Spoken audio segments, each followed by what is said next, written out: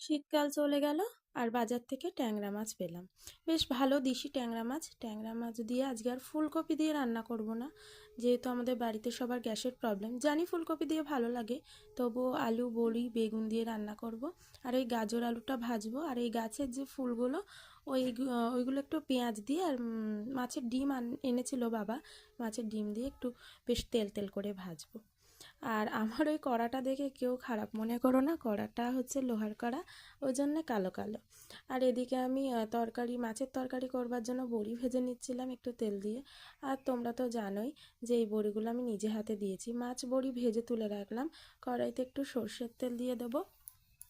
সর্ষের তেল গরম হলে একটুখানি আলুগুলো ভেজে নেব। আলু ভাজা হয়ে গেলে আলুর মধ্যে দিয়ে দেব লবণ, তারপরে পেঁয়াজ লঙ্কা দিয়ে বেগুনগুলো তুলে দেব। বেগুনগুলো তুলে দেওয়ার পরে না, ওই একটু আদা কুড়ি আর একটু জিরে গুঁড়ো ধনে গুঁড়ো লঙ্কার গুঁড়ো দিয়েই রান্না করব। আজকে আর মশলা করব না, ভালো লাগছে না। ওই একটু পাতলা ঝোল মতন করব ট্যাংরা মাছের। ভালো লাগে যেহেতু, গুঁড়ো মশলা দিয়েও রান্না করলে ভালো লাগে, সেরকমভাবে রান্না করতে পারলে তবে। আর এইখানে দেখো, গাজর আলুটা ভাজা করে নিচ্ছিলাম। আজকে না দুটো ওভেন জ্বালিয়েছি, যেহেতু সকালের দিকে মানে যেন আষাঢ় মাস এরকম বৃষ্টি হয়েছে ঝুমঝুম করে, ওই জন্যে আর উনুনে করিনি, গ্যাসেই রান্না করছি।